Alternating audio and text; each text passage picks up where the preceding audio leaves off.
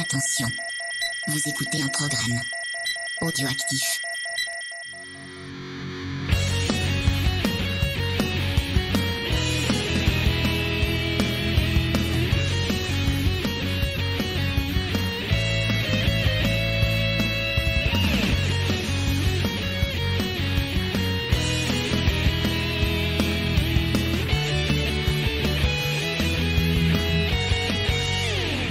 Bonjour à tous, bienvenue pour un nouvel épisode de Geek en série. Et oui, 2020, ça y est, on y est, on continue. On avait débuté la dernière fois. On est encore en janvier, donc pour ceux qui nous ont pas écoutés, eh bien, bonne année, parce qu'on peut le dire tout le mois de janvier. N'est-ce pas, James? Bonne année à toi. Ouais. Oui, chaque année je le ferai, oui. C'est un peu tard. Mais c'est encore janvier, c'est beau, c'est joli comme ça, donc on dit peut-être que quand ce podcast sortira le 27, donc ça marche encore. Donc, on est le 19. Oui, on enregistre le 19, mais il sortira le 27, c'est beau, hein. Oh là là, vous voyez, c'est en différé. Moi je vous dis pas bonne année parce que je vous l'ai déjà dit. J'ai pas envie de vous le redire. James toujours sympathique en 2020, on sent que tu as la pêche. Et l'abricot. Ah, j'aurais dit la pêche mais le bas, moi. Oh, putain. Je suis plus... Oui, on commence 2020 avec une émission remplie de magnifiques jeux de mots. Pourquoi ? Parce qu'on parle de comédie, du métier d'acteur, de plein de choses avec une série sympathique. Voilà, tu viens de citer le nom de James, il s'agit de Barry. Une série que tu m'as tanné pour que je découvre. J'en ai parlé 15 fois dans 15 fois et tu m'avais tellement tanné que j'ai mis du temps à me plonger dedans. Mais j'ai regardé et on en parle parce que j'ai bien aimé aussi et que j'avais envie d'en discuter avec toi. Oui, tu veux dire quelque chose, James? Faut continuer à la tanner pour qu'elle regarde. Y a quoi d'autre que je veux qu'elle regarde? Non, mais plus tu vas continuer, moi j'aurais envie. C'est quand t'as arrêté que là je me suis dit bon, il me fout la paix, je vais pas regarder tranquille. Mais j'en ai parlé à 40 millions de personnes. Elle est trop bien cette James et ses radotages, on adore. De toute façon, c'est pas grave, on aime beaucoup ça. Bah écoute, on n'a pas de news particulière à partager avec nos auditeurs. Non. Pas de coucou particulier. Si, on remercie toujours les personnes qui sont venues commenter, partager leur avis sur le dernier épisode. Donc, et on a remercié les gens qui ont regardé Mandalorian jusqu'au bout et qui ont écouté les récaps. Voilà. Et puis, ils ont souffert avec nous. Arrête. Qu'il est vilain. En tout cas, fin mars, si vous attendez la diffusion sur Disney+, eh bien, vous pourrez profiter de ces épisodes tout en découvrant la série. Ouais. Du coup, je pense que vous aurez. Alors nous, on a eu un épisode par semaine, voire 2 épisodes, et vous, je pense qu'on aura tout d'un coup, puisque c'est déjà passé. J'espère pour vous.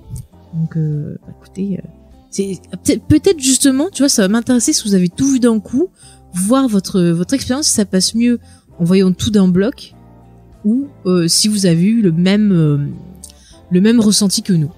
Ouais. Et qu'est-ce que je voulais dire? Je sais pas, tu es troublé. Dites-nous sur les réseaux sociaux s'il y a d'autres séries qui vous hype, que vous avez vu les trucs et que vous voudriez des récaps. Parce que, on va pas faire 40 millions de récaps, mais s'il y a plein de gens qui nous... Fais ce que tu veux sur ton émission. Fais-nous des récaps de Arrow, James, c'est la dernière saison. Alors là, plutôt crevé. Je sais que tu adores cette série, oh. Eh bien, on va faire la nounou d'enfer. Ah putain, faut que j'en parle la semaine prochaine. Ah, rien que pour toi, James. On va faire la nounou d'enfer récap. Ah non. Pourtant, il y a dans le truc il y a Rachel Bloom qui bosse sur. Oui, sur une comédie musicale nous d'enfer. J'ai hâte de voir ça, mais je vais l'aborder. J'ai un vrai crush pour la petite, peut-être que ça te plairait plus. Rachel Bloom, mais non, je regarde. Peut-être que son humour, sa façon d'écrire marchera plus sur toi que la série originale. Ah, c'est sûr que niveau actrice, ça fait du tout entre Fran Drescher. Elle est très bien, Fran. Tu ne la critiques pas. Oui, non, mais je veux dire, il y a quelqu'un qui est capable de danser, chanter. Elle peut le faire. Elle est dans la fièvre du samedi soir d'abord. Voilà. Alors, bon. Non, mais on va pas partir sur ce débat, mais Rachel Bloom est 10 fois meilleure actrice que l'a été. Oh là là là là.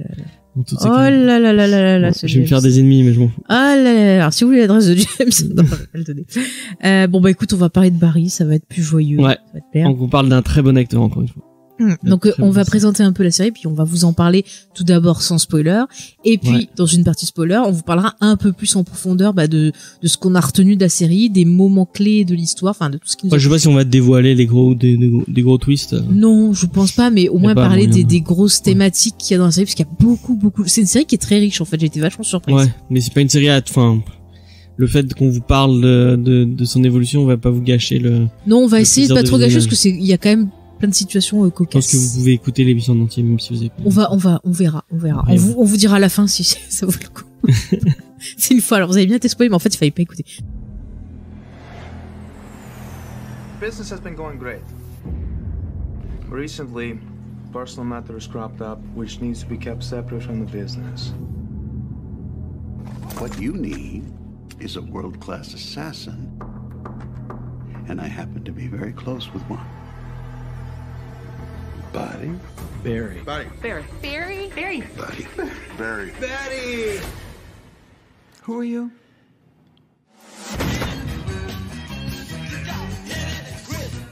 My queen, the lord, my lord, the queen is dead. That's not... I can't. I can't. I'm sorry. I just got line. Alors donc Barry, ça a été créé par 2 personnes. Donc c'est une série qui est diffusée sur HBO et que vous pouvez voir en France sur OCS. Ouais. Donc elle a été créée par Alec Berg, qui est producteur et scénariste. Il a notamment écrit des épisodes de Silicon Valley. Il a bossé pour le show de Conan O'Brien. Il a écrit Silicon Valley, c'est très bien, pardon. Oui, bah il a aussi bossé sur Seinfeld. Donc c'est ça m'étonne pas. Voilà. Et la série donc est co-créée par Bill Hader, qui est un auteur, acteur, réalisateur également, puisqu'il a réalisé des épisodes sur la série. Donc il est connu notamment et surtout, moi je le connaissais surtout pour le SNL, donc le Saturday Night Live. Voilà, tout à fait mon petit. Puis après, si vous connaissez un peu le cinéma de Judd Apatow, voilà, il apparaît pas mal. Vu dans le cinéma de Judd Apatow, il a plein de petits rôles. Il a jamais eu vraiment le rôle principal dans beaucoup de films. Non, il a fait beaucoup de second rôles dans des séries beaucoup de second rôles, ouais, il a fait pas mal de second rôles, il a fait pas mal de voix aussi pour des films d'animation. Vous pouvez l'entendre dans Les Mondes de Ralph, dans Toy Story 4, dans Les Simpsons. Je pense que son rôle le plus connu pour le grand public, et celui qui a été, c'est peut-être pas forcément le plus marquant, mais c'est le film qui a le mieux marché. C'est un film, encore une fois, produit par Judd Apatow. C'est un des premiers films de Seth Rogen et Evan Goldberg. Donc, Seth Rogen et Evan Goldberg, c'est les gens qui ont fait Preacher, maintenant. Qui ont fait plein de films super cool. Et c'est le film qui a... C'est eux aussi qui ont fait le truc super nul avec les saucisses, là. Ouais, c'est eux qui ont fait ça. Moi, je l'aime bien, mais tu l'as même pas vu? Si, j'ai vu, malheureusement, je m'en serais passé. C'est rigolo. Non, c'était nul. Moi, je n'aime pas. Voilà, c'est pas pour moi. Moi, j'aime beaucoup cet humour-là. Mais j'aime pas trop l'humour gras d'habitude, mais j'aime bien. Ouais, c'est marrant, je déteste, en fait, toute cette bande-là. Moi, j'adore. Je veux dire, ça me fait pas rire, en fait, ce qu'ils font. Bill Hader, il est un peu dans ce groupe-là, parce que c'est un peu, toutes les productions Apatow, c'est très familial, ouais. Ils jouent beaucoup entre eux, donc, un des premiers, cartons de Seth Rogen et d'Evan Goldberg, donc, c'est Super Grave, qui a révélé John Hill, qui a révélé un peu Michael Cera aussi, même si, sa développement, c'est avant ou après? Je crois que c'est au même moment. Je sais plus. Ça doit être au même moment. Donc Michael Cera qui est un super acteur aussi. Là on est sur Bill Hader. Dedans, il y a Bill Hader qui joue avec Seth Rogen, une espèce de flic qui revient tout le long du film, ça a vraiment un tout petit rôle, mais il est vachement marquant, il est vachement drôle, et il joue un flic complètement déglingué dedans, et je pense que c'est un des trucs qui a marqué les gens, parce que ce personnage il est marquant quand tu as vu le film. Donc quoi d'autre vous l'aurez pu le voir? Il est dans Paul. Ah non, c'est pas lui qui est dans Paul. Si, c'est lui qui est dans Paul. Mais il a joué justement dans plein de comédies. Vous avez pu l'apercevoir aussi dans des séries comme Brooklyn Nine-Nine par exemple. Tu sais, il faisait le chef de police qui a un moment. Ah oui, c'est vrai. Bon, il a un tout petit rôle dedans. Après, il a apparu dans Midi Project, enfin tout ce qui est comédie. Mais c'est vrai que vraiment le Saturday Night Live, c'est le gros truc. Il est très très drôle dedans. Il y a vraiment, il a un vrai sens de la comédie et du drame. Enfin, on le voit dans c'est un acteur qui est polyvalent. C'est un acteur génial. Et dernièrement, justement, on en avait parlé dans Hit 2, donc ça 2. Ouais, il est très bon dans Hit 2. Il est vraiment excellent parce que je trouve que c'est celui qui est le plus ressorti. Ouais, avec Jessica Chastain. Oui, j'aime beaucoup bien Jessica Chastain, ça c'est sûr. Mais je trouve qu'il c'était vraiment qui est vraiment bien. Lui et James McAvoy et Jessica Chastain. Et encore James McAvoy, je trouve qu'il c'est un super acteur, mais là dans Hit 2 il est pas exceptionnel. Non, mais vraiment, alors que vraiment Bill Hader il est très bon. Parce qu'il arrive à avoir plusieurs couches. En plus, il a un rôle qui est pas facile parce que dans le personnage qu'il joue, c'est le personnage qui est censé être un comique. Ouais. Et dans le vieux téléfilm, il est ultra lourd. Enfin, c'est vraiment chiant. Et là, je trouve qu'il arrive à être touchant. En même temps, il te montre un aspect du travail justement de comique. Et je pense que ça a dû rappeler des souvenirs à Gad Elmaleh, le film. Oui, c'est vrai qu'il y a des petits trucs, quoi. Mais vraiment, c'est quelqu'un... C'est toi, copie comique. Ça y est. Non, arrête, dis pas ça, je vais me faire insulter après. Non, c'est pas moi. Mais tu vois, c'est quand j'ai vu ça 2, ça m'a convaincu de voir Barry, parce que je me suis dit merde, en fait, il peut faire autre chose. Ouais, il est super bon, et du coup, je me suis dit bon, je vais rien dire à James, je vais me laisser tenter, je vais regarder et voir ce que ça vaut. Et c'est vrai que la série, il m'a vraiment touché aussi dans Barry. Mais il y a plein de séries comme ça, un peu comiques, qui se reposent sur un seul personnage. Et on est dans le même délire. Moi, je pense à... Je trouve que tous les autres persos sont bien. D'ailleurs, on va en parler. Non, mais moi, ça me fait penser à d'autres séries, notamment. Je sais plus si tu viens de cette série qui est sur... C'est une série HBO aussi, je crois. En tout cas, c'est sur OCS. Où c'est justement un des mecs de la bande, Seth Rogen et Val Kilmer, j'ai oublié son nom. C'est celui qui a fait Your Highness. Oui, qui a écrit le scénario du dernier Halloween. Ouais. Non, c'est pas McKay. Si, c'est Mike Bright ou un truc. C'est Mike Bright, ouais, voilà. Donc lui, il fait un... Oui, Kenny Powers. Donc qui est un peu dans le même délire que Barry, où dans le même délire. Barry, c'est la même structure qui est très sombre quand même. Ouais. Non mais je veux dire, c'est la même structure, c'est un personnage à qui va arriver des trucs, et c'est vraiment la série est centrée sur ce personnage-là. Et normalement, le McBride est un super acteur. Enfin moi je le trouve très bien, mais il est pas au niveau de ce qu'est Barry, de Bill Hader, parce que McBride il arrive à être en même temps être un gros connard fini et être pathétique à la fois. Ouais. Et il touche un peu cette ficelle là du mec un peu Ricky Gervais, il a un peu ce même style aussi de jeu, très dans le on essaie d'être pathétique, et en même temps il y a même comment il s'appelle dans The Office putain merde. Celui qui fait le stagiaire. Non Michael, il est très comme ça aussi. C'est très comme ça. Il est très comme ça, Michael. C'est ce que faisait c'est enfin ils sont bons là-dedans, mais je trouve que Bill Hader est encore mieux parce qu'il arrive à toucher le drame. C'est ça. En même temps que la comédie. Parce ils arrivent moins à faire. Du coup, James, pour appuyer ce que tu viens de dire, j'ai trouvé des anecdotes intéressantes sur la conception de la série. Ouais. Donc je vais me permettre de les partager maintenant avant de passer au du casting. En fait, on pitch avant peut-être. Alors pitch, et après je te passe les anecdotes. Alors, mais je commence à bien le connaître, ce pitch, parce que je l'ai fait à plein. Alors en fait c'est Bill Murray qui a reçu un scénario. Ah non, c'est pas la bonne histoire. C'est un peu le même. Mais j'en ai parlé à tellement de gens que je le connais par cœur, ce pitch. Alors Barry, ça parle de Barry, donc qui est un ancien militaire. Ça aurait été moi qui s'appelle Jack en fait. Barry, ça parle de Jack. Non. Ça m'aurait fait rire. Voilà. Bon bref, vas-y. C'est un ancien militaire qui, je crois qu'il a fait l'Irak. Il était tireur d'élite en Irak. Et donc il a tué plein de gens. En Irak, il a eu un syndrome post-traumatique. C'est un peu comme Rambo en fait au début. Ouais. Et il est obligé de revenir aux États-Unis. Et en retour des États-Unis, il sait pas quoi faire de sa vie, et il se comprend vite. Enfin, on le voit dans les flashbacks parce on voit qu'il a du mal en fait à se réinsérer. Bah ouais, il a du mal à il sait pas il a appris à tuer, et c'est la seule chose qu'il sait faire. Parce qu'il est parti très jeune à l'armée. C'est très Rambo en fait, vraiment penser à ça. Et c'est un peu Rambo, mais qui tomberait sur la mauvaise personne. C'est ça. Puisqu'il tombe sur un espèce de mafieux, je crois que c'est son oncle ou c'est un ami de sa famille. C'est un ami de sa famille. C'est un ami de sa famille. Je sais plus comment il s'appelle. Hughes, mais j'ai tout noté. Hughes, on en reparlera. Ouais. Donc il va tomber sur Hughes qui va le faire travailler en tant que tueur à gages. Ouais. Donc il va devenir tueur à gages, et va devenir un très très bon tueur à gages. Mais malheureusement, pendant un de ses contrats, il va tomber sur le cours de théâtre du personnage de Henry Winkler, qui s'appelle c'est Henry Winkler. Dans Henry Winkler, vous voyez. J'ai marqué Fonzie. C'est Fonzie, voilà. Mais encore une fois, le cataloguez pas, Fonzie, c'est un acteur génial aussi. Je vais en parler. Il a une carrière magnifique. C'est pas qu'un acteur, c'est aussi un réalisateur, un producteur qui a produit énormément de gros succès. C'est lui qui a produit tous les MacGyver.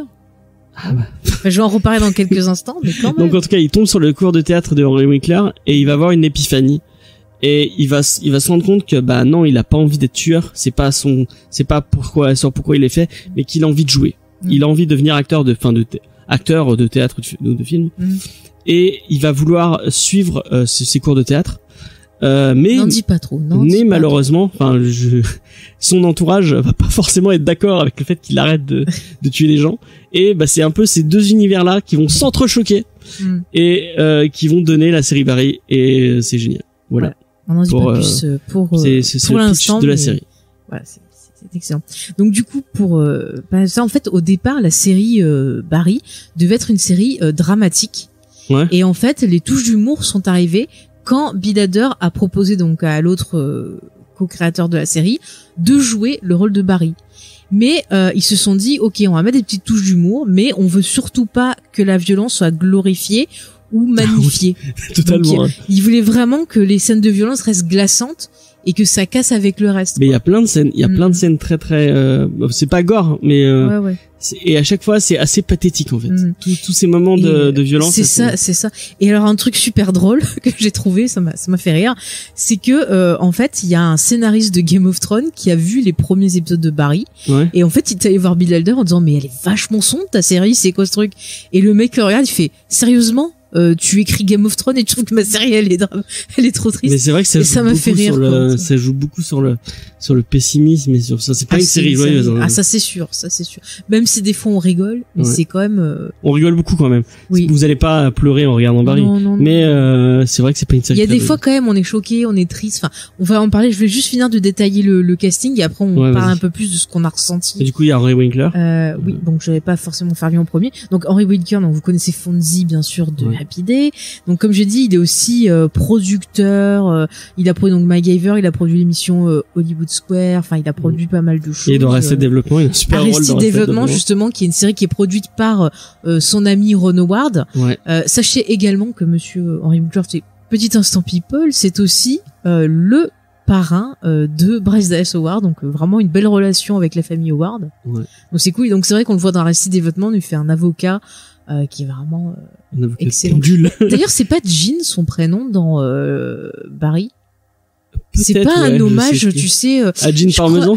Ouais, je crois que j'ai lu qui rendait un hommage ou un truc comme ça. Je suis plus sûre, hein, mais il me semble avoir lu dans une interview qui disait qu'il rendait un hommage au détective. Pour l'histoire, pour la petite histoire, Jean Parmesan, c'est un personnage de. C'est un détective.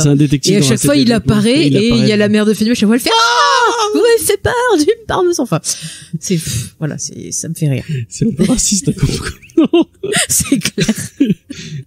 Bon, on a fait peur à Tigrou qui est avec nous dans cette émission. Il est notre public. Ouais. Il est caché mais il est là. Donc voilà, donc il y a lui. Donc on parlait tout à l'heure justement de Fuggy, je sais pas comment on prononce ça, qui est joué par Stephen Root, qu'on a vu dans pas mal de comédies aussi, dans Dodgeball. Ah c'est Fuchs. Fuchs, voilà, merci. Foggy, moi je dis. C'est Fuchs, j'ai dit tout à l'heure. Ouais. Mais je suis c'est ça Hughes, commence. C'est tu disais Hughes. Non, c'est Fuchs. Non, c'est Fuchs, c'est ça que je voulais dire. En fait, j'ai mélangé avec Foggy maintenant. Bon, Fuchs, on va y arriver. Donc lui on l'a vu dans des comédies comme Dodgeball, on l'a vu également dans des séries comme The Man in the High Castle, on l'a vu dans Brooklyn Nine-Nine, il a apparu aussi dans des films comme Selma, Get Out, et tu sais qu'il fait des doublages pour la série Gravity Falls aussi. Ah ouais, c'est qu'on parlera bientôt. Alors j'ai pas trouvé les noms. Si quelqu'un a, il y a plein de noms qui tournent dans ces. Enfin, il y a le mec de Park and Rec qui joue un truc. Qui fait dans Gravity Falls. Il y a plein de noms très cool. Plein de gens. Ensuite, dans le rôle de Sally, qui va être donc un peu le love interest de Barry, elle est interprétée par Sarah Goldberg. Et en fait, elle a pas fait grand chose avant Barry. On l'a vu dernièrement, tu vois, dans The Report, excellent film sur Amazon avec Adam Driver. Ah oui, c'est vrai. Profite le point leader suprême. Après, elle a apparu, tu vois, dans des épisodes de séries par-ci par-là, comme Elementary. Enfin, vraiment, c'est quelqu'un qui est dans le début. En fait, elle est plutôt assez proche du personnage qu'elle interprète, je trouve. C'est un personnage qui va être détestable un peu dans moi. Elle m'avait saoulé en saison 1. Moi, je n'aime pas le personnage. Même et en saison 2, je trouve qu'elle se révèle en saison 2 et elle devient. Je la trouve auto-centrée. Enfin, on va en parler. Ouais, on aura un débat sur ce personnage-là. Mais c'est un personnage vachement cool. Ouais. Je trouve que vraiment, juste, je voulais souligner. Bon, après, il y a beaucoup de personnages. Je peux pas tout détailler, mais dans les gens à peu près connus, j'ai envie de parler de Dorsey Cadden, que vous avez pu voir dans The Good Place, parce qu'elle joue actuellement le rôle de Janet. Et ce qui est marrant, c'est qu'en fait, elle connaissait Bill Hader parce qu'elle a bossé pour lui. Elle a été nounou, en fait, pour lui. Ah, d'accord. Et donc, ils sont connus mais comme ça. Mais elle a un tout petit rôle. Oui, non, mais je l'aime bien. C'est juste parce que je l'aime bien. Regardez The Good Place, voilà, j'en profite. Il y a dans les, merde, ils sont quoi? parce qu'il y a tout un truc avec la mafia. Ouais, mais ça, on en parlera un peu plus tard. C'est Kosovar, je crois. Ils sont Kosovar. Ouais, je veux pas trop parler. Mais voilà, il y a plein de persos. Il est pas connu, le mec, Alors, j'ai pas noté parce que je voulais pas trop en parler pour D'accord. pas trop dire, en fait, tout ce qui se passe et qu'on en parle plus dans la partie spoiler, en fait. D'accord. Donc, si tu veux le citer dans la partie spoiler, n'hésite pas. Ouais, bah, je sais pas comment il s'appelle, mais au pire, je vais ouvrir son... IMDb pour qu'on fasse ça. Donc voilà, c'est une série qui a énormément de personnages, donc d'autres qui vont être plus développés que d'autres. Parce qu'il y a aussi un personnage de flic, bon, je veux pas trop en parler parce qu'il y a toute une enquête et qu'il se passe des choses avec, on en reparlera après. Mais du coup, James, est-ce que tu veux nous parler, vu que c'est toi qui l'as découverte en premier, qu'est-ce qui t'a attiré, qu'est-ce qui t'a plu dans cette série pour commencer? Et après, je donnerai mon avis. Moi je trouve que c'est une performance, enfin ça parle d'acteur, ça parle d'acting et c'est une vraie performance je trouve de la part de Hader. C'est une vraie performance d'acteur. Je trouve moi il m'a bluffé vraiment dans cette série. Il a des moments où enfin vous avez ce personnage déjà de base on se dirait pas tiens lui il pourrait faire un bon enfin il a pas un physique très même si je crois qu'il a pris du muscle pour la série il a pas un physique très tueur à gage quoi. C'est plus un monsieur tout le monde que mais c'est ça qui est intéressant parce que est-ce que le bon tueur à gage devrait pas avoir un côté monsieur vrai. Tout le monde? T'as raison. Si tu regardes par exemple le personnage de John Wick, il est pas très très musclé. Bon, c'est Keanu Reeves, bon ça c'est autre chose, mais quand même, tu vois, ça passe. Mais en tout cas, on le voit vraiment dans la toute première épisode, on le voit. Donc tout le long du truc, on sent que il est pas heureux dans sa vie et que c'est pas un mec super joyeux. Il va monter sur les planches et il va y avoir tout un discours un peu sur comment on joue et comment avec quel matériel on peut se permettre d'être acteur. Et en fait, ça on va le développer. Après. Mais en fait, je veux juste mettre ton avis global sur la série. Non mais ce que t'as aimé au niveau tu vois réalisation. Non mais laisse-moi finir ça. C'est qu'il va utiliser son passé pour jouer et dans ces moments-là, parce que il y a vraiment des moments de switch où d'un coup on sent le mec qui est au bord du il est à fleur de peau. Et moi c'est ça qui fait vraiment j'ai le premier épisode où tu regardes, bon c'est rigolo, c'est marrant, et il y a ces moments-là, il y a plusieurs fois ces moments-là dans la série où on le sent qui switch et qui passe à des moments à fleur de peau où vraiment il joue et tu vois donc toi en fait ce que t'as aimé pour essayer de pas trop spoiler parce que je sens que tu pars dans les trucs, t'as envie d'en parler, il faut qu'on garde un peu pour la partie c'est la performance d'acteur, voilà, la performance de Hader mélange de genre quoi en fait. Qui est vraiment folle et c'est très drôle et les personnages sont super drôles, on sent qu'ils s'amusent à se foutre de la gueule parce qu'il y a plein de personnages d'acteurs et enfin de wannabe acteurs en tout cas et ils s'amusent des travers d'Hollywood quoi. Oui, c'est vrai qu'il y a une satire un peu de ce milieu-là. Ouais, on voit que c'est pas un monde. C'est pas du glamour. En fait, ouais, c'est pas un monde intéressant. Les gens sont tous des. Excuse-moi. C'est pas un monde intéressant et les gens sont tous des connards. Oui, c'est vraiment tu vois derrière le miroir. Ouais, dès qu'on s'intéresse un peu à des gens, on va voir des personnages d'agents notamment. On va en parler un peu plus développé dans la deuxième partie. Faut vraiment qu'on essaye de tu vois, on n'est pas obligé d'aller super longtemps, mais qu'on essaie de pas trop spoiler. Non, mais je suis d'accord avec toi. Moi, ce qui m'a plu, c'est ce mélange des genres. Et puis, j'ai beaucoup aimé la réalisation. Ouais, la réalisation. Parce qu'elle en fait jamais trop. Et je trouve qu'elle est efficace dans les scènes d'action. Il y a des scènes d'action où on voit Bill Hader justement qui manie le flingue, qui fait des trucs comme ça. Je l'ai trouvé vraiment très convaincant. Il y avait beaucoup de rythme. Et d'ailleurs, il y a des trucs qu'il a réalisé lui. Je trouve qu'il se débrouille vachement bien comme réalisateur. Il filme vachement bien LA, je trouve. C'est le côté un peu banlieusard de LA. C'est ça. C'est très beau. Il arrive bien justement à ce côté, tu vois, le miroir étincelant, je suis attiré par LA, et puis le côté un peu dégueulasse des choses. Et en fait, la série m'a fait beaucoup penser au film, enfin au bouquin. Je sais plus le nom du Disaster Artist. Ah oui. Avec ce côté, tu vois, je veux faire du cinéma, enfin le côté cours de théâtre et tout, en plus. Et il y a même un petit côté le film de Burton. Oui, Ed Wood. Ed Wood, ouais, il y a un côté, oui, on veut toucher un peu du doigt le sacré d'Hollywood. Ouais. Et on n'y arrive pas trop parce qu'on n'a pas de talent, quoi. Mais en plus, ce qui est intéressant aussi, alors tu vois, je pensais un peu aussi à Mulholland Drive de David Lynch. Bon, pas dans la réalisation, mais dans cette thématique où t'as l'impression que Hollywood c'est le monde des rêves qui va se transformer en cauchemar. Et c'est un peu ce que je trouvais dans la série, parce qu'en utilisant cette thématique-là et en la mêlant avec le côté violent, ça permet aussi de parler pas mal, je trouve, de psychologie. Pas mal de là je vais en parler très très vite, mais on va le développer dans quelques instants. Mais moi, ce qui m'a intéressé, c'est vraiment tout ce côté où ça parle vraiment en fait de soi-même, de son rapport avec les traumatismes, de son rapport avec ce qu'on aimerait être, mais ceux qu'on paraît parce qu'on nous impose en disant oui, c'est ça qu'il faut que tu sois, mais c'est en contradiction avec ce que tu souhaites toi.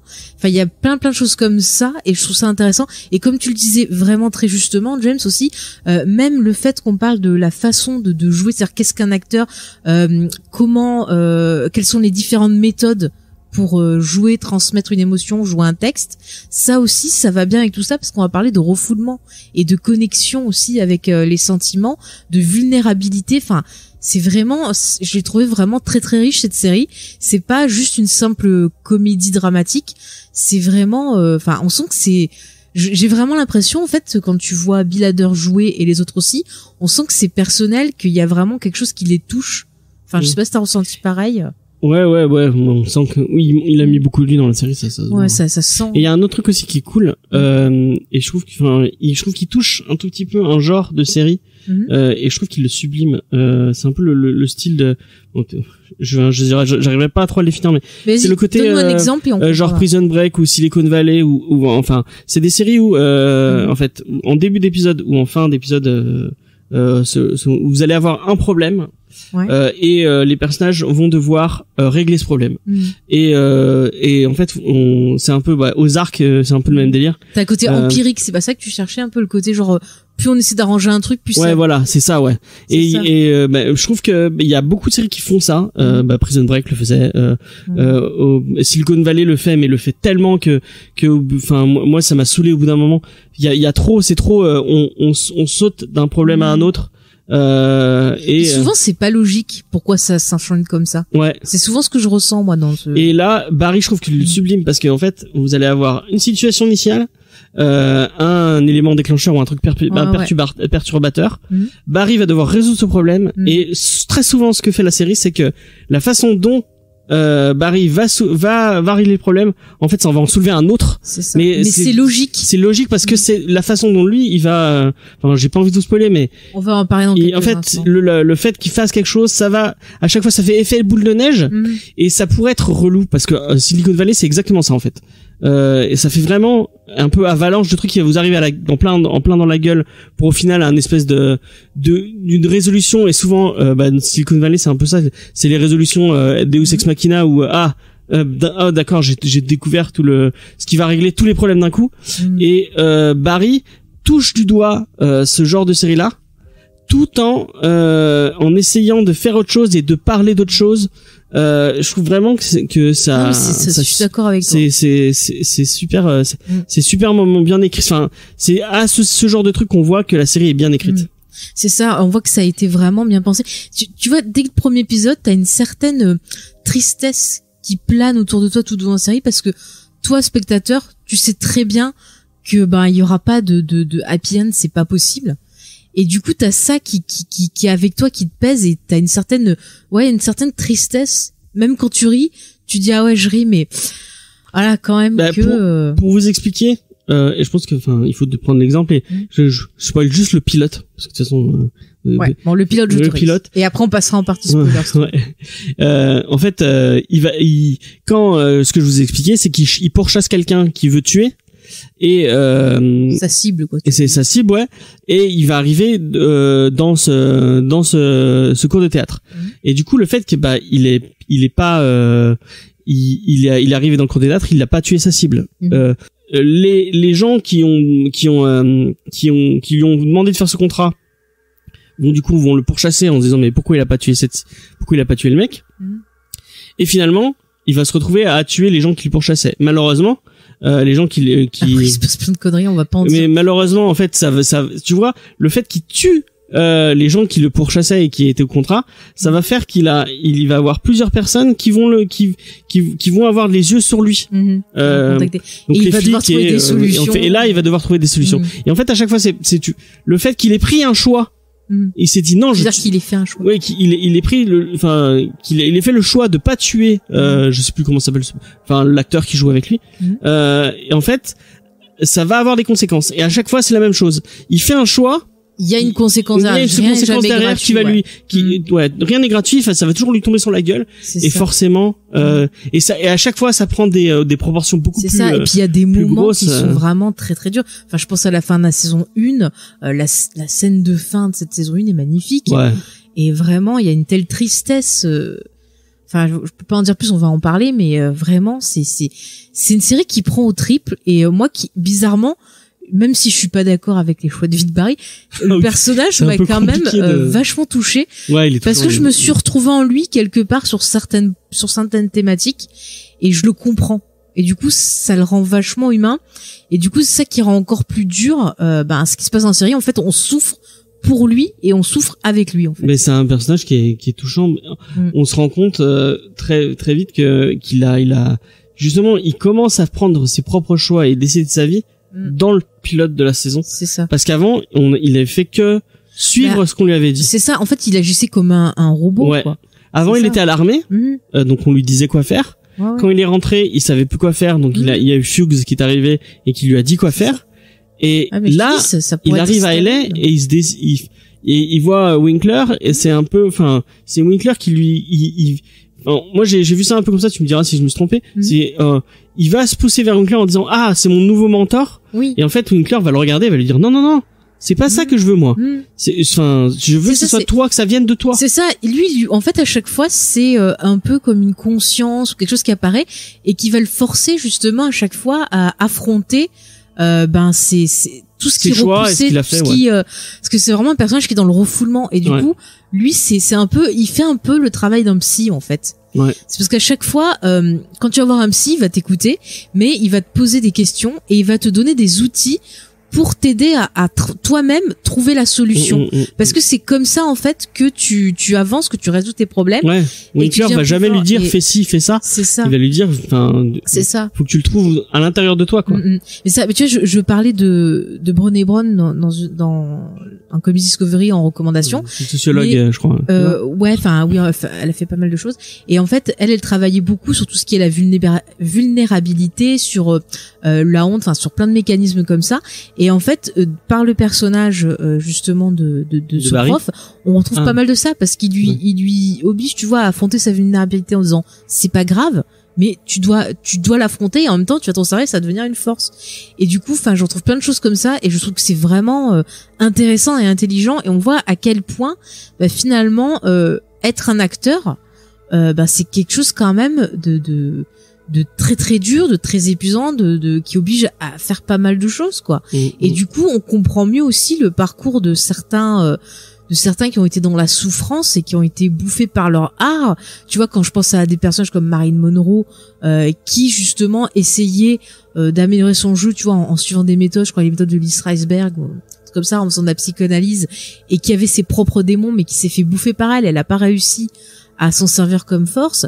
T'as plein de gens qui se sont fait bouffer comme ça. On pensait à Heath Ledger, on disait que justement quand il jouait le Joker ou autre, ça l'avait bouffé. Bon, après, c'est pas forcément ça qui l'a tué, c'est peut-être des erreurs de dosage de médicaments, on sait pas.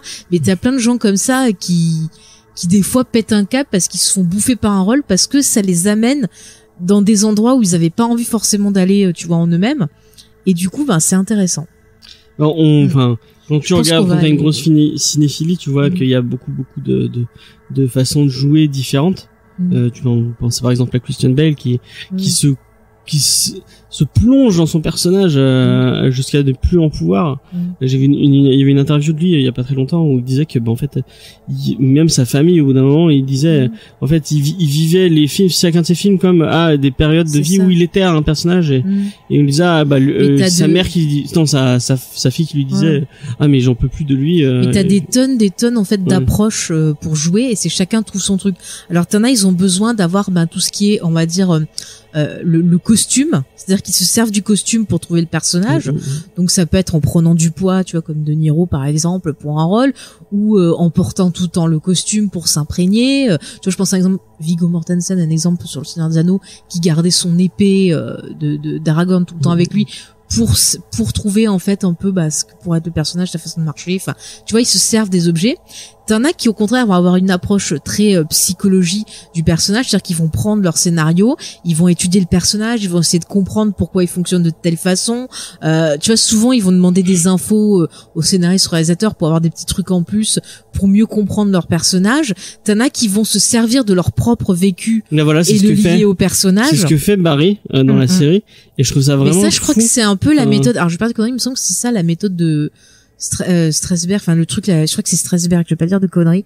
C'est une école très réputée aux États-Unis. Pour donner un exemple, à un moment il doit jouer quelqu'un qui a de la colère et en fait Winkler lui demande de fouiller dans ses souvenirs et de se rappeler de moments où lui était en colère, où lui était en fait il va chercher, pour toucher une émotion, il faut qu'il aille prendre en lui, en toi-même et c'est ça, c'est épuisant. Épuisant parce que ça te force en fait à aller dans des endroits où t'as mis des choses que t'avais pas envie d'affronter, ça t'oblige à les affronter et voilà, et c'est pour ça que c'est super, enfin moi je trouve que c'est bien comme méthode, mais c'est super dangereux aussi parce que si tu as pas le recul et l'accompagnement nécessaire, tu peux vite basculer. Enfin, là, Barry, totalement, il avait refoulé tous les morts qu'il avait fait, parce qu'au final, c'est un mec qui a tué des. C'est très dur la guerre. Il y a plein de gens on avait parlé sur pas mal de séries qui ont ce syndrome stress post-traumatique. Et il a refoulé, et en fait, ça lui demande de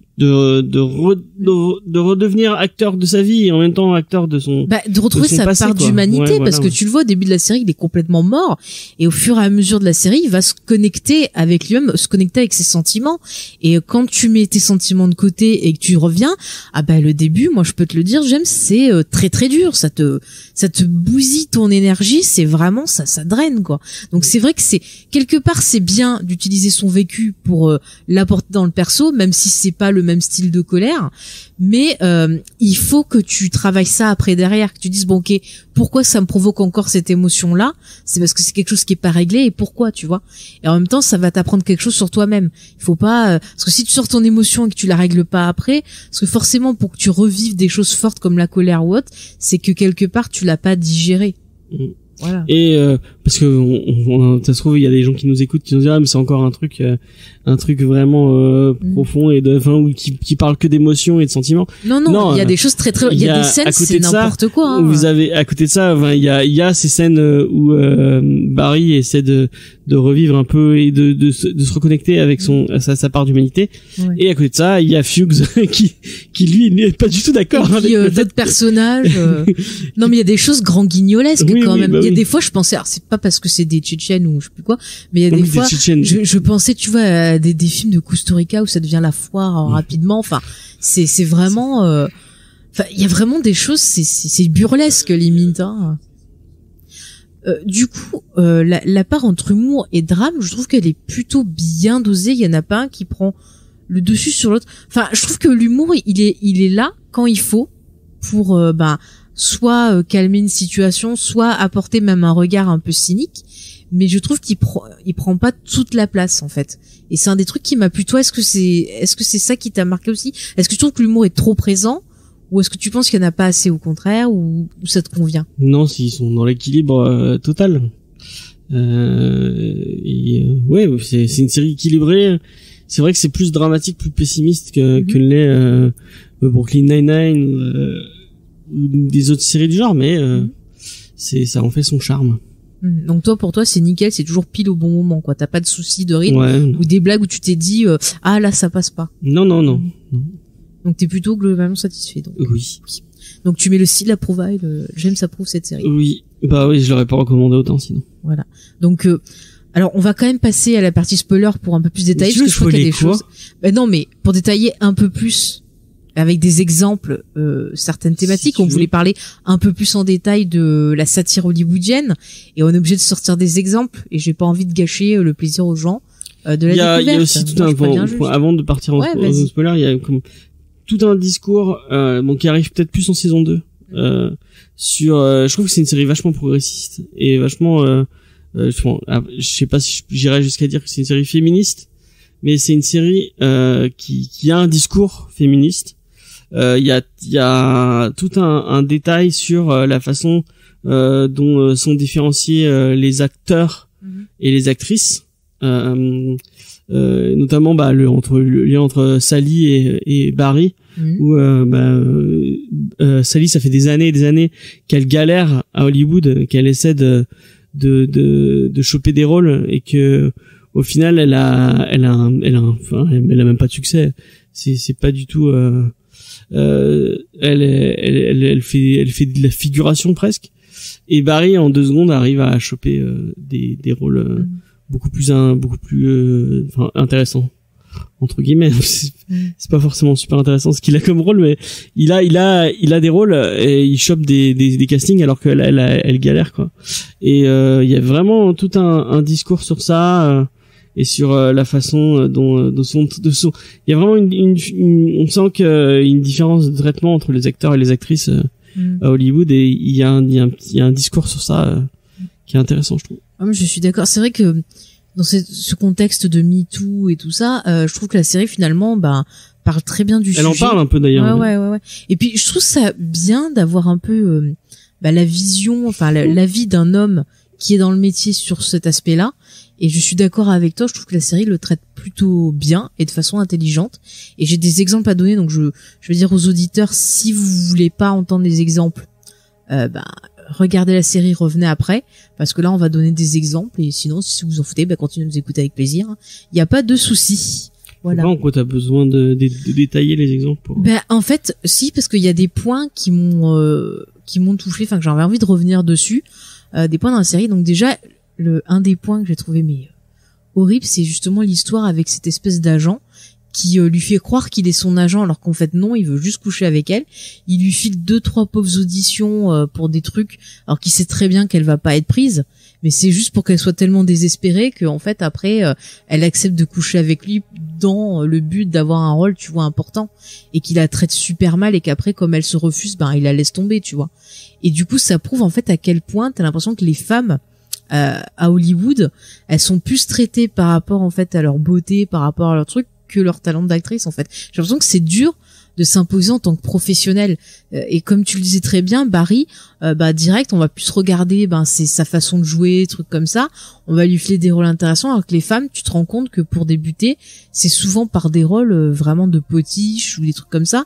Et il y a un autre exemple, et je sais pas si tu t'en rappelles, je sais plus si c'est dans la saison 1 ou la saison 2, à un moment t'as Sally justement, tu vois qu'elle prend confiance et qu'elle prend de la force tout au long du récit, et il y a un moment où elle va voir le prof, elle dit non, j'ai envie de faire ce monologue là qui est censé être un monologue fait par un homme, parce qu'elle dit j'en ai marre de toujours jouer des rôles pas intéressants, j'ai envie de pouvoir moi aussi m'exercer à dire des monologues comme ça qui vont être plein d'intensité, plein de trucs et tout.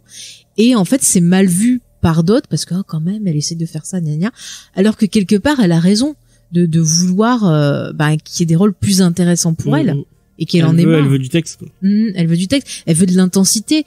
Et du coup tu vois, ça m'a rappelé c'était on avait regardé ensemble le début là de la série, l'autre série que tu me conseilles, qu'il faut que j'essaie de reprendre là, les catcheuses. Glow. Ouais, tu te rappelles, Glow, au début du premier épisode, t'as le personnage principal qui auditionne, et en fait elle fait une putain de phrases et tout, tu dis c'est cool, c'est vachement puissant et tout, et en fait à la fin on lui dit mais non, mais c'est le truc pour le mec, là vous devez faire le truc pour la fille. Et je dis mais merde, mais pourquoi y a pas plus d'intensité comme ça. Ouais, donc Glow, je pense que tu le recommandes. Regardez Glow, c'est génial. Et je vais essayer de m'y remettre, C'est vraiment une série ouf. Mais moi, il y a un truc, bon, on commande dans la zone spoiler, on peut y aller. Moi, il y a un truc qui m'avait, c'est plus en saison 2, où justement Sally, on lui propose un rôle, je crois, dans une série. Ouais. Et on sent que le rôle il est pas fou quoi, qu'elle a pas trop de texte. Et là, elle va dire non à ses agents qui lui proposent un truc payé et tout. Elle va dire non, je veux pas ça. Moi, je veux. Elle veut s'investir, elle veut avoir du temps pour écrire cette espèce de mini pièce qu'elle fait avec son cours de théâtre. Où en fait, elle avec l'exemple de Barry, elle a compris qu'il fallait qu'elle touche un peu plus dans ses expériences pour pouvoir améliorer son truc d'actrice. Et en fait, elle a eu une expérience un peu violente avec un de ses ex, mais que elle a vécu comme une expérience de violence et d'agression, mais qui, si tu la racontes comme ça a pas l'air d'être une, c'est une agression, mais Ah non, il était violent parce qu'à un moment il revient. Et c'est lui qui dit mais tu fumes, tu dis n'importe quoi. Mais à un moment justement le mec il révèle son vrai visage violent et t'as Barry justement qui s'interpose en disant tu vas te casser, tu vas plus venir sinon ça va mal aller pour toi quoi. Ouais. Donc si elle a totalement été battue. Elle a vécu une expérience de harcèlement et de violence. Du coup elle va se dire bon je vais bosser sur ça parce que c'est ça qui me fait plaisir. Je me sens quand en plus c'est moi qui l'ai écrit donc j'ai besoin de m'investir là-dedans. Et là, ces agents vont faire un move un peu, moi je trouve ça un peu dégueulasse, en mode elle va dire non à un truc, elle prend le risque de dire non, donc ça veut dire que c'est intéressant, et ça veut dire que les gens dans la pièce vont être intéressants, donc on va faire du fric là-dessus, et donc il lui monte sa pièce dans un grand théâtre pour le montrer à des gens du métier, et en fait tu sens petit à petit qu'elle se fait complètement bouffer. Elle se fait phagocyter complètement son truc qui devait être son truc à elle. Et j'ai trouvé ça vraiment touchant, ce moment d'un coup c'est presque du viol c'est un truc intime qu'elle avait besoin de faire et l'industrie d'Hollywood va le corrompre en fait. Mais tu trouves pas qu'il y a un miroir avec Barry en fait entre les deux? C'est-à-dire que tu vois, elle aussi, elle prend le truc de s'affirmer, de faire sortir son trauma, et elle aussi, on lui dit non, t'as pas le droit, tu dois revenir dans ce monde-là. Et du coup, je trouve le miroir de Barry, c'est pareil, il veut s'affirmer et on le retire vers son monde en disant non, t'as pas le droit, faut que tu fasses ce qu'on te dit et que tu restes dans la société quoi. Et je trouve ça vraiment, en fait, tu vois, je l'aimais pas dans la saison 1 comme tu dis, mais dans la saison 2, son rapport avec Barry et même son rapport avec elle-même, la rend beaucoup plus intéressante. C'est vrai qu'elle est en saison 1, elle est super chiante parce qu'elle elle est très autocentrée. Elle est très égocentrique. C'est elle qui pousse un peu Barry, mais c'est vraiment parce que c'est pour elle en fait. C'est vraiment mais c'est fou parce que c'est un personnage qui est insupportable dans la vraie vie. Je pourrais pas traîner avec quelqu'un comme ça. Moi non plus. Elle est faux cul, elle a tous les pires défauts du monde. Mais autant Barry, il est vachement lisse et il a pas trop d'aspérité. À part le fait qu'il est capable de tuer, qui tue des gens. Non, mais c'est un perso qui a pas beaucoup d'aspérité. Et je trouve que le duo Sally Barry est vachement bien parce que c'est Sally qui a Sally aurait pu être un mec. Son perso aurait vraiment être un mec parce que elle a des défauts, elle a plein de défauts. Elle est faux cul. Elle est hyper égoïste parce que elle est tout le temps, c'est toujours moi.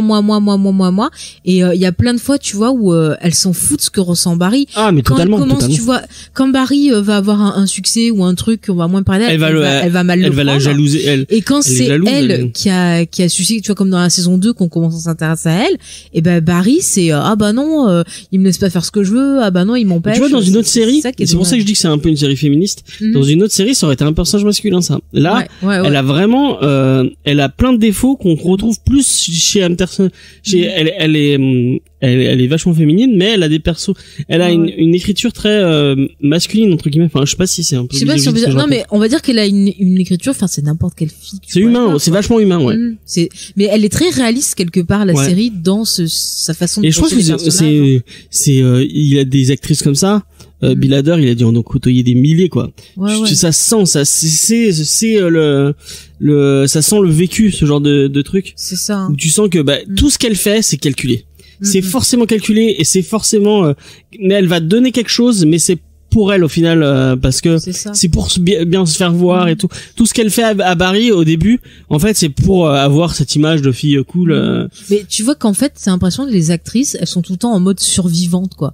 C'est genre qu'est-ce qu'il faut que je fasse pour survivre et tu vois même l'amitié entre actrices tu le vois avec les autres personnages et notamment le personnage celle qui est aussi dans The Good Place où c'est genre on est trop copines on se soutient tous dans le groupe tu vois et dès qu'elle commence à faire quelque chose ou qu'elle s'assume en disant je veux jouer tel rôle je veux faire ci faire ça par derrière t'as les autres filles qui font mais c'est trop une pourriture gna gna gna gna gna alors que 2 minutes avant tu vois ils étaient là on se soutient trop on est trop les après j'ai l'impression qu'il y a quand même un noyau dur de gens qui se soutiennent un peu et t'as Sally qui est à côté et qui est toujours dans le paraître et dans le et qui soutient jamais personne qui dit toujours je vais te présenter des gens et tout nanani alors qu'en fait c'est toujours pour sa pomme à elle et pour je pense que c'est plus en réaction à comment elle est que tu comprends très vite qu'en fait qu'elle est complètement égoïste mais je trouve que c'est ce qui en fait un personnage intéressant et la fin qu'est-ce que tu interprètes de la fin de la saison 2 parce que quand tu vois que t'as tout le monde en fait à la fin tu vois elle a fait sa pièce même si Barry s'est cassé et tout mais en fait elle a eu vachement de succès les gens étaient là trop bien et tout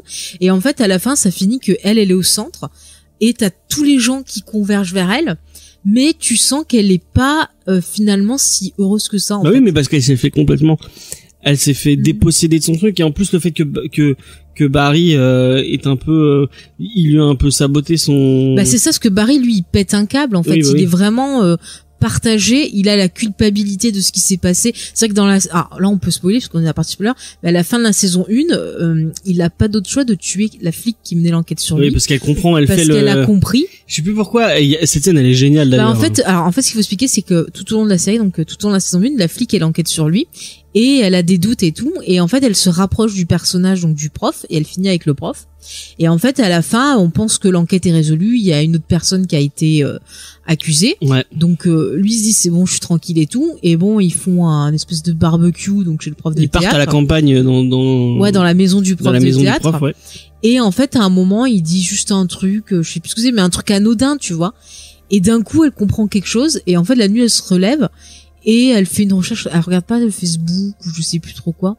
Oui, elle rebat son Facebook, C'est ça, et en fait, elle comprend. Je crois qu'elle voit qu'il vient du Delaware et que en fait, il y avait un lien avec le. C'est vraiment un petit truc anodin. C'est un détail, mais elle comprend. Et du coup, lui, il la surprend la nuit, puis il discute, il lui dit non, mais il faut pas que tu dises et tout, je veux pas te tuer parce que je veux pas faire de la peine. Elle est super. Et tu vois, la flic, elle est partagée entre son devoir et son amour. Et ça, c'est complètement un dilemme cornélien. Enfin, cornélien. C'est ça, Cornélien. Cornélien, où justement tu as le héros qui est partagé entre le devoir et l'amour et qui choisit toujours le devoir. Et là, c'est ce qu'elle fait. Et malheureusement, Barry la tue. Et en fait, tout au long de la saison 2, il a la culpabilité parce qu'il voit son prof qui est en souffrance.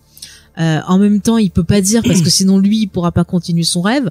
Donc il est rongé. C'est un personnage qui est rongé, qui est en train de se auto-détruire tout seul. Et donc petit à petit, il sombre pendant que Sally, elle oui, de monter.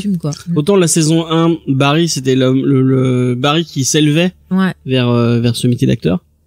Et elle qui était un peu qui stagnait dans ce qu'il dans ce qu'elle faisait, Et la saison 2, c'est l'inverse. Mais c'est super mais le pire c'est qu'elle est tellement dans son truc qu'elle voit même pas qu'il est en souffrance. Et dans la saison 2, il y a un truc qui m'a vraiment... Bon, après, moi, vous l'aurez compris, au fur et à mesure des podcasts, vous savez que les relations père-fils, c'est quelque chose qui me touche particulièrement. Parce que quand j'ai des relations très, très, très, très, très conflictuelles avec mon père, donc, du coup, quand je vois une fiction qui parle de ça, ça me touche un peu plus qu'autre chose. Et, il y a du coup, le fait que, Henry Winkler, il est en plein deuil et on sent qu'il arrive pas à gérer son deuil. Il avait un vrai crush il était amoureux de cette flic. Le fait qu'elle meure, c'est pas possible. Et il va reconnecter avec son fils. Cette relation père-fils, elle est superbe, je trouve. Vraiment, on sent que que le fils a été déçu maintes fois par son père. C'est clair. Que un peu comme je trouve que Sally et le personnage de Ryan Winkler, ils ont beaucoup de liens. On sent que c'est un peu lui aussi, il est toujours dans le. Mais moi je verrais bien le fils sortir avec Sally en saison 3. Tu sais, se rapprocher quoi. Mais on sent que tous les deux c'est des persos très égocentriques et très très tournés vers eux-mêmes. Mais comment ils jouent bien. Ah ouais. Mais purée, dans la saison 2, tu sens la souffrance du gars. Ouais. Il y a un moment où il est carrément cathartique, il bouge plus et tout. Il est catatonique. Mais c'est un truc de fou. Mais j'avais trop de la peine pour lui. Franchement, il m'a mis la larmette quoi. Et du coup, son fils est obligé de s'occuper de son père parce qu'ils il peut plus rien faire. Il est tellement pris par son deuil. Et vraiment, il y a une relation qui se reconstruit entre les deux et qui est assez belle. Vraiment, c'est bien écrit, c'est bien. Moi, ça m'a touché. Ouais. Non, mais je suis d'accord avec toi. C'est vrai que je m'y attendais pas à ce qu'ils exploitent ça. Ouais. Mais c'était vachement bien et ça rajoute vraiment. Franchement, au début, je me disais, c'est un petit rigolo, tu vois, le perso du prof. Mais en fait, c'est devenu un des persos que je préfère parce qu'il me touche. Et puis, la fin de la saison 2, quand même, on se demande comment ça va finir pour la saison 3. Parce que la fin de saison 2, il sort de son truc où il était plongé, tu vois. Et il se rappelle, une phrase que lui a dit, Harry. Non, Fuchs. Parce que ce connard de Fuchs de merde. Alors lui, dans le genre perso toxique, on va en parler. J'adore. Je le déteste, mais j'espère qu'il va mourir dans d'atroces souffrances. Mais le mec, ce connard mais alors, on va en parler, mais juste, tu vois, le gars, il lui dit que Barry a tué sa copine à la fin. Et parce qu'il lui montre le corps, enfin, il lui dit, quoi. C'est horrible. Et le mec, il s'en rappelle à la fin et tu sais pas ce que ça va donner, quoi, s'il va vouloir se venger, s'il va le dire ou pas. Moi, je me demande si la dernière saison, ça serait pas justement les deux qui vont se retrouver un peu, tu vois, à la Kill Bill. Avec la confrontation, et peut-être qu'il va le tuer, tu vois. Mais bon, revenons à ce connard de...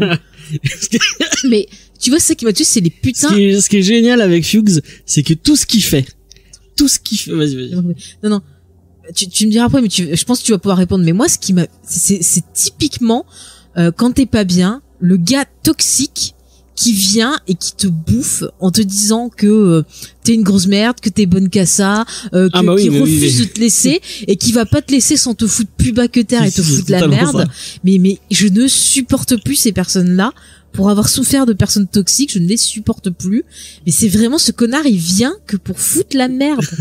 C'est un truc de fou. Ce qui est génial avec Fuchs, c'est que tout ce qu'il fait, ça se retourne forcément contre lui. Mais c'est bien fait pour sa gueule. Tu le vois morfler. En saison 2, il y a tout un truc avec un prof de karaté et une espèce de meuf. Elle est trop...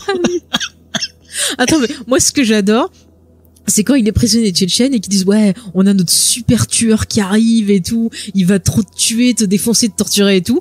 Et en fait, le mec qui parle avec lui est tellement il l'a saoulé, le mec il se suicide. Putain, mais ça tu vois, c'est drôle. Ça fait partie des trucs, ça m'a fait rire quoi. Mais quel les Kosovars aussi, ils sont géniaux quoi.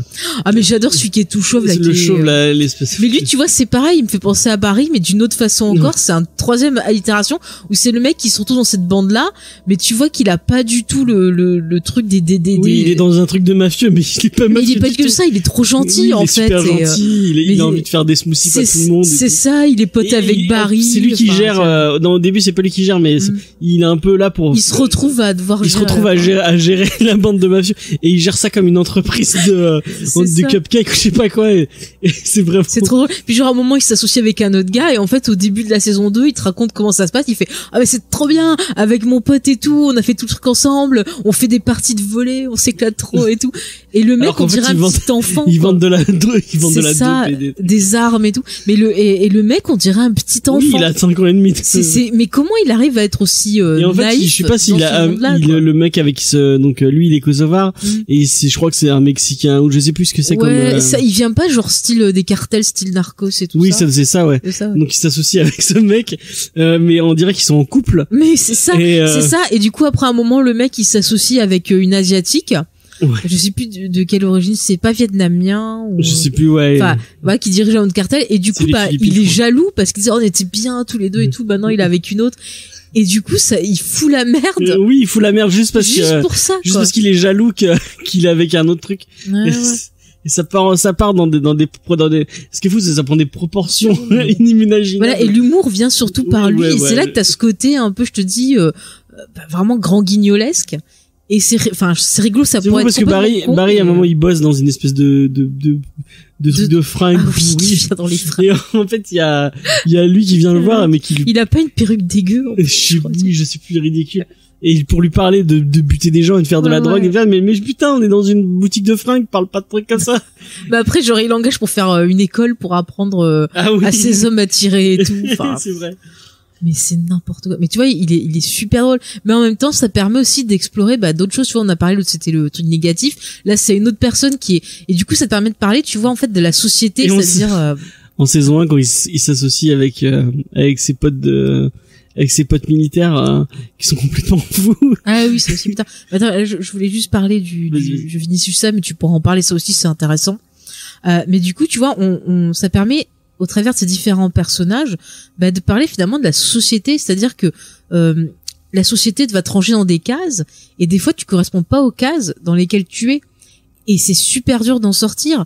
Et il y a aussi tout le contexte aussi de ta famille, dans quoi tu nais, quoi.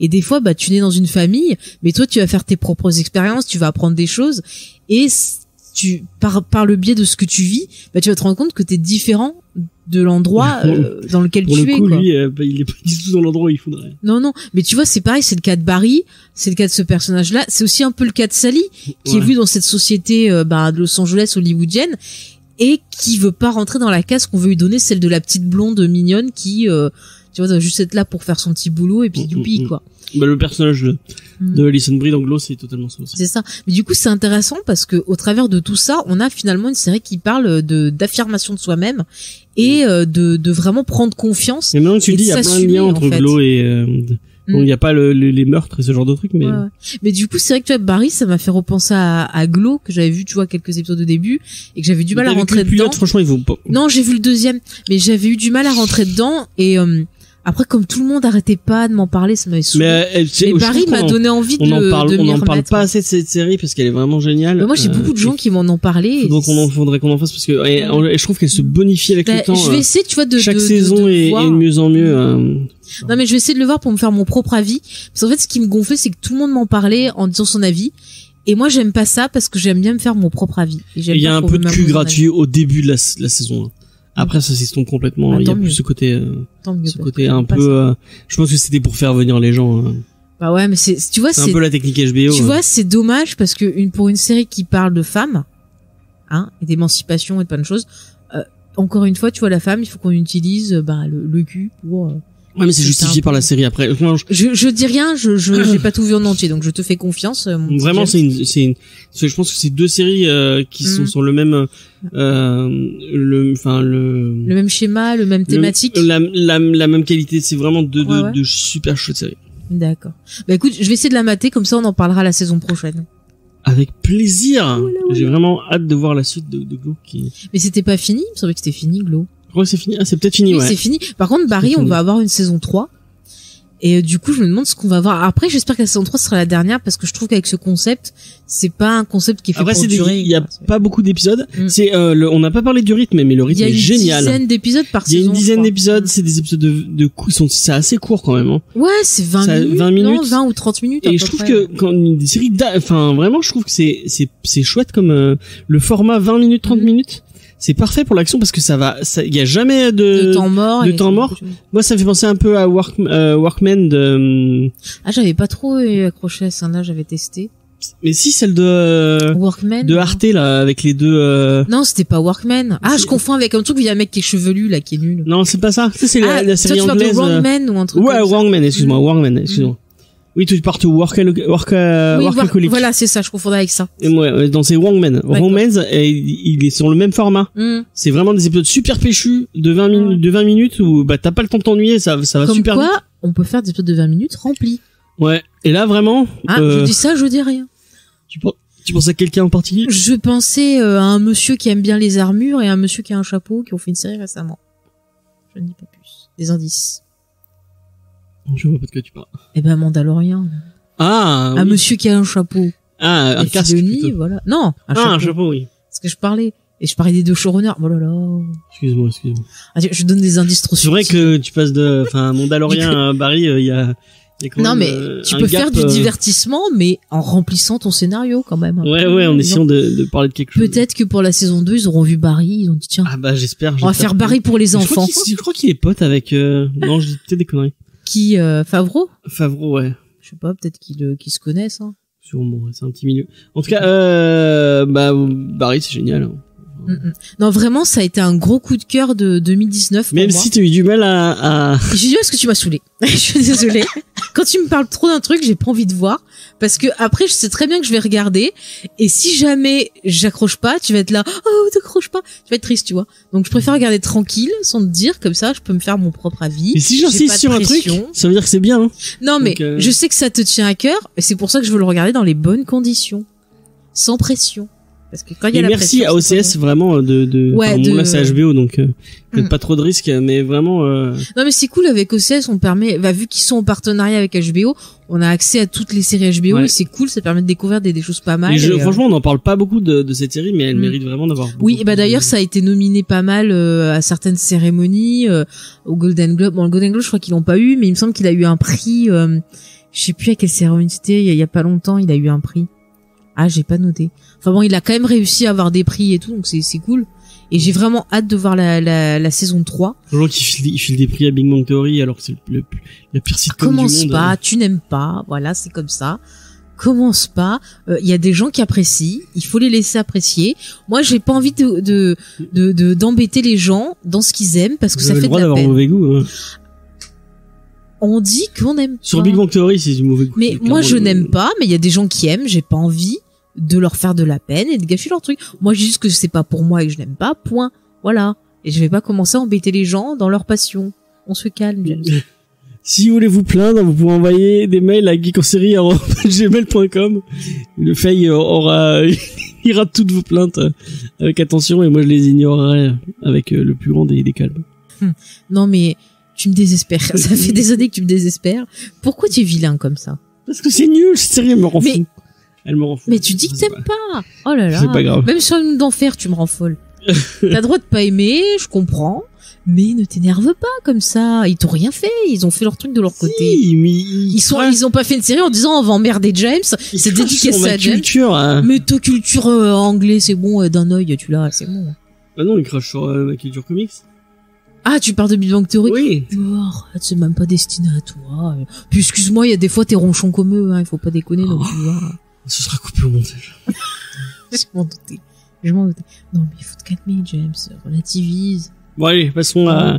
En tout cas, Barry, vraiment, gros coup de cœur. Ça fait partie des séries que j'ai vues en 2019 qui m'ont touché. Donc vraiment, je vous la conseille. James la conseille aussi. Ouais. Parce que on a essayé de vous montrer à quel point ça parlait de plein de choses. À quel point c'était fun à regarder, même. Et non, vraiment, je pense que vous pouvez regarder ça avec votre chéri, tous vos chéris si vous en avez plusieurs. Vous pouvez regarder ça avec vos amis, votre famille, c'est pour tout le monde. Voilà. Pas les enfants. Non, c'est un peu violent. Parce qu'il y a un peu de violence. Voilà. Mais sinon, c'est bon. À part les enfants, tout le monde peut regarder. Le chat, regarder avec moi, ça va. Ça lui a pas trop fait peur. Donc ça devrait aller. Dans le jeu. Ça y est, maintenant il va s'en prendre au petit Tigrou. Mais j'ai rien dit. Oh là là là là là. Mais un jour je vais faire une émission qu'avec Tigrou. Je vais l'enregistrer, il fera miaou miaou miaou. Alors quel est ton avis? Bruit. Ah, c'est comme ça que tu limites. On va faire les entrechats. Il miaule pas, le chat il fait bruit. Non, il fait pas bruit, il parle. J'aime bien, Il arrive à dire Faye un peu. Magnifique ce chat. Non, pas du tout. Si, il arrive. si. Et puis il pleure, ça c'est bien. Et c'est bien qu'il pleure. Bah oui, il sait comment avoir des choses, il fait de malheureux, il pleure et puis pouf. Ah, c'est mon chat, il faut bien qu'il pleure. On va pas parler de ton chat, allez, enchaînons. Et ben, je vais faire un podcast, ça va s'appeler le Tigroucast, où je vous raconterai tout ce qu'il fait de ses journées, c'est génial. Ça va être très long, s'il fait pas grand chose de ses journées. Mais ça pourrait faire une série, ça s'appellerait Tigrou, et ça raconterait l'histoire d'un chat qui veut devenir acteur. Voilà. Bon, sur ce. C'est un truc, c'est Barry. Il y a pas un générique qui fait Barry. Non, c'est pas ça, c'est. Qu'est-ce qu'il raconte? Ah non, c'est Louis, c'est le truc de Louis, ok. C'est la série Louis C.K. qui fait Louis. Mais comment t'arrives à mélanger des trucs? Je sais pas. Oh, t'es trop fort. Bon, en tout cas, chers auditeurs. Ça fait comment le générique de Barry, je me souviens plus. Il y a juste une musique, un peu jazzy, sympathique. D'accord. Voilà. Bah écoutez, pour finir, est-ce que tu as des recos? Mon petit James, parce que j'aime bien en 2020, mais des recos. Ouais, je vais te la voler, je pense. Ah. Moi, on a vu les 2 premiers épisodes de The Outsiders. Ah non, c'est pas ce que j'allais dire. Moi, et ça a l'air vraiment vraiment cool. Il y a vraiment adaptation de Stephen King. Adaptation de Stephen King. Donc réalisé par les 2 premiers épisodes, c'était Monsieur Batman. C'est Monsieur Jason Bateman. Donc vous l'avez peut-être vu dans Ozark, vous l'avez peut-être vu dans Arrested Development. Un très très chouette acteur. Donc si quand même, bon, il a fait des sorties un peu. Oui, il y a eu des choses un peu problématiques, mais j'ai rien contre la personne. Après, c'est un bon acteur. Oui, c'est un bon acteur. Il y a pas que lui, il y a Ben Mendelsohn. Vous avez vu dans Rogue One? Vous avez vu dans Rogue One, que vous avez vu dans la série Netflix avec Kyle Chandler, j'ai oublié le nom. Ashlander? Kyle Chandler. Ah, j'avais compris. C'était Blood quelque chose. Ouais, il y a Blood dedans, Bloodline. Bloodline, ouais, je crois. Ouais. C'était pas terrible, hein. Oula, très très bien dedans, les acteurs, j'ai rien à dire, mais alors, l'histoire. Donc vraiment un truc adapté de Stephen King, donc sur un meurtre d'enfant. Non, moi je connais pas le bouquin, mais les 2 premiers sont vraiment. Mais celui-là, je l'ai pas lu parce que j'attendais qu'il soit en VF et j'ai oublié de l'acheter. Parce que je crois qu'il était pas sorti. Il est sorti il y a un an. Oui, mais j'étais un peu occupé en 2019. Mais je vais me rattraper là. Mais en tout cas, les 2 premiers épisodes sont vraiment super bien réalisés. Ouais. Bien joué, bien réalisé. Le casting est top, la réalisation est folle. L'histoire a l'air haletante. Donc je surveille de très très fort cette série. J'ai hâte de voir les prochains épisodes. Et c'est aussi dispo sur OCS. Oui, sur OCS France tous les lundis, il me semble. Ouais. Moi, Marocco, pour rester un peu dans l'esprit Barry, c'est le Saturday Night Live qui reprend là où vous entendez l'émission, c'est le 27, donc ça aura repris le 25. Et dans cette émission du 25 janvier, il y a Adam Driver. Donc du coup, il faut regarder parce que c'est toujours drôle, c'est eux qui avaient fait le super sketch avec Matt le technicien radar. Le technicien radar, voilà, best sketch ever. Pour les gens qui n'auraient pas vu, c'est un Undercover. On a parlé de Undercover Boss avec Adam Driver. Et enfin, Kylo Ren qui se cache pour avoir des avis sur. Enfin, c'est super drôle. Et du coup, moi, j'aime bien le Saturday Night Live. Bon, c'est pas toujours bien parce que c'est vrai que faire une émission toutes les semaines en plus en direct, il y a des émissions qui vont être moins bonnes que d'autres. Ça dépend aussi des invités, parce qu'il y a des gens, ça se voit, qui sont pas du tout à l'aise avec la comédie, donc des fois c'est un peu creepy. Ouais. Mais la plupart du temps c'est cool. Puis il y a souvent des artistes aussi, des chanteurs et tout qui viennent faire des petites interludes musicaux. C'est toujours sympa. Donc moi j'aime bien. Donc là ça reprend. Comme ça, si vous connaissez pas ça, alors faut demander au tonton des États-Unis, mais ça se trouve. Sinon, ce que je peux vous conseiller, c'est d'aller sur la chaîne officielle du Saturday Night. Vous avez accès en fait à des vieux sketchs, des vieux trucs comme ça. Donc vous pourrez sûrement retrouver des sketchs de Bill Hader, même c'est sûr, des sketchs de Bill Hader si vous voulez voir un peu ce qu'il faisait dans le Saturday Night Live. Donc c'est super cool. Ça a révélé plein de gens. Toute équipe de Ghostbusters, ça on sait. Mais il y a tout ce qui est comment elle s'appelle, la brune. Ah ça y est, Tina Fey, Amy Poehler y a été, Christian Wiig, le gars de Brooklyn Nine-Nine il y était dedans aussi, donc vraiment c'est lui qui avait fait un rap avec Nathalie Portman. Je crois que elle avait fait un rap Star Wars ou je sais plus quoi à l'époque. C'est à l'époque où elle avait les cheveux courts après qu'elle s'était rasé la tête. Vous pouvez le retrouver sur la chaîne. Peut-être. Voilà, mais il y a vraiment beaucoup de gens qui sont passés dans cette émission. Will Ferrell, il y était pas. Non, Will Ferrell, il y était un moment. Il y était un moment. Je sais qu'il est dans Funny or Die. C'est ça. Non, mais ça c'est après ça. C'est après. Il a fait un bon moment Will Ferrell dans les scènes. Ouais. Donc vraiment, je trouve que c'est cool. Il y a vraiment des sketchs qui sont. Eddie Murphy, il en a fait. Eddie Murphy, bon, ça remonte il y a un moment. Oui, c'était. Oui. Donc voilà, si vous voulez rigoler un peu et découvrir ça, allez-y. Chaîne YouTube, sinon Tonton des États-Unis. Je sais pas si c'est diffusé en France, il y a une chaîne qui le passe. Non, je crois pas. Hein. C'est dommage, franchement, c'est dommage. Ça a été souvent copié. Jamais égalé. Jamais. Alors, les Français ont essayé plein de fois de faire. Et ils ont pas. Je crois que le seul sketch show que moi je c'est pas Arthur qui avait essayé de le refaire. Si, il avait. Gad Elmaleh. Et Gad Elmaleh, il l'avait fait une fois. Il avait juste traduit les. Ouais. Pardon. Bon, ouais. Pardon. C'était pas drôle du tout. Non. Moi, le seul sketch show que je retiens, c'était le Golden Show qui était sur Ankama et qui était sur de Monsieur Poulpe et Davy Mourier. Ouais. Je pense que c'est le seul truc qui arrivait à. Les nuls quand même, ils avaient un peu cet esprit parce qu'ils sont très fans du Saturday Night. Ils avaient dans l'écriture, je trouve, cet esprit un peu. C'est vrai. C'est vrai, vous pouvez revoir des vieux sketchs nuls. Je trouve que ça marche encore très bien maintenant. Les Robin des Bois aussi. Même si Robin des Bois, c'est pas trop SNL. Un peu moins. Plus vraiment. Mais moi, en termes de. Non, mais je veux dire en termes d'humour, un peu sketch débile comme ça. Ouais. Ils reprenaient un peu cette formule. On fait des sketchs. Bon, après, c'était pas forcément direct. Comme le Saturday Night. Si, c'était en direct. C'était en direct. Mais ils avaient un public. Les nuls, je sais que c'était en direct. À un moment, ils faisaient un truc en direct. Puis il y avait Nulle part ailleurs, c'était en direct. Nulle part ailleurs, c'était en direct. Ouais. Mais la grosse émission, c'était pas en direct, c'était des sketchs filmés à part. Donc voilà, mais c'est vrai que je trouve que Saturday Night, c'est quand même une formidable école quand tu veux faire de la comédie et tout. Mais ça a révélé plein de gens talentueux, quoi. Puis ça apprend quand même, c'est hard, hein. Moi je suis pas étonnée qu'on me dise que certains aient succombé à la drogue sur cette émission, parce que c'est quand même hard toutes les semaines d'écrire un truc. C'est comme quand tu fais des late shows. D'ailleurs, tiens, je vais profiter. Et Chevy Chase aussi qui était dans le... Ouais, mais je vais en profiter aussi, une dernière reco avant de conclure. On avait vu en fin d'année 2019 le film avec Emma Thompson et Late Night. Ah pire, je trouve plus son nom. Celle que j'ai. Mandy Colling.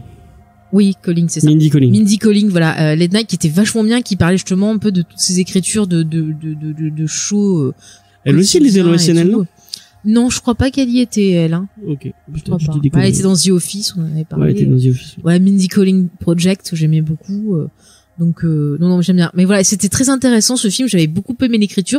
Et pareil, je trouve que ça parlait bien un peu de ce que c'est pour une femme de travailler dans cette industrie-là. Ouais, c'est vrai. Et c'était vraiment écrit avec intelligence, bien joué. Donc, je vous le conseille aussi si vous voulez, approfondir. Film, hein. Ouais, très très bon film. Si vous voulez approfondir un peu les thématiques de Barry, ça peut être pas mal. On aura peut-être dans.